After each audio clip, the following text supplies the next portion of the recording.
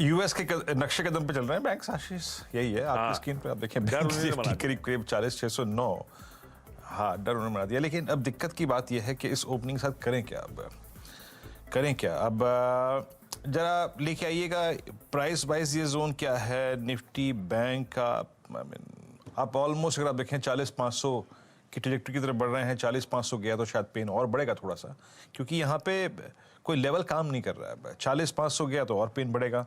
और निफ्टी को अगर आप देखें तो 387, मतलब इसके नीचे अगर कोई लॉजिकल लेवल आता है तो वो 329 का ही है, 310 का ही है।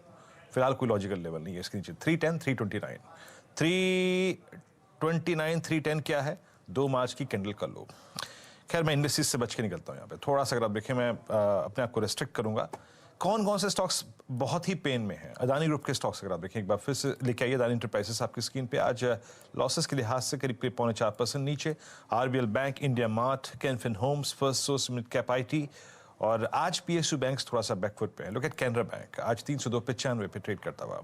देन बंधन बैंक आपकी स्क्रीन पे 221। ये मेरे ख्याल से आशीष बहती जी के सेल कॉल था। That's doing well. आपकी स्क्रीन पे ये इस दौर की लोवेस्ट ट्रैजेक्टरी यानी नवंबर के बाद की सबसे लोवेस्ट ट्रैजेक्टरी पे आके ट्रेड करता हुआ। और मिड कैप आईटी में Coforge below 50 day exponential moving average आके ट्रेड करता हुआ। कोफोज स्ट्रॉन्ग क्या है, स्ट्रेंथ कहां पर है? Only Britannia move a pull back from 100 day exponential moving average. Godrej CP आपकी स्क्रीन पे कल एफएमसीजी में काफी पिटाई हुई थी तो वहां से एक पुल बैक है।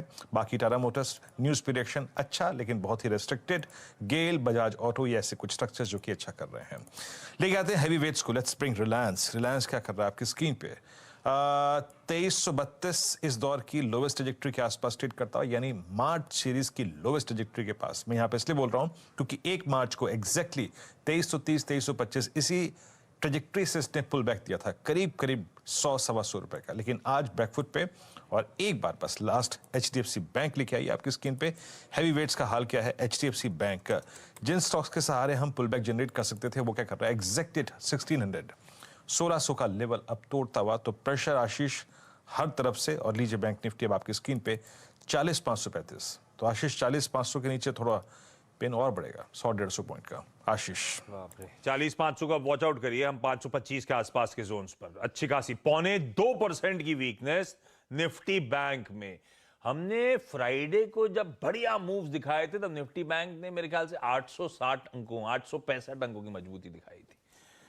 उसी का पूरा रिवर्सल की तैयारी हो रही है ऐसा लग रहा है। 725 पॉइंट इस समय दबाव में और 1:4 से ज्यादा डिटोरिएटिंग ब्रेथ हो चुकी है इस समय एडवांस डिक्लाइन की अगर मैं बात करूं तो। खैर आज सुबह जो एक्सपर्ट्स ने कॉल दिए थे कुछ कॉल गजब के मूव्स दिखा रहे हैं। बंधन बैंक का 0.3% का दबाव मेरे ख्याल से अमित सेठ साहब ने मेंशन करा था। आदित्य बिरला फैशन रिटेल खुलने के बाद प्रेशर माउंट हो रहा है, सावंत साहब का पिक था।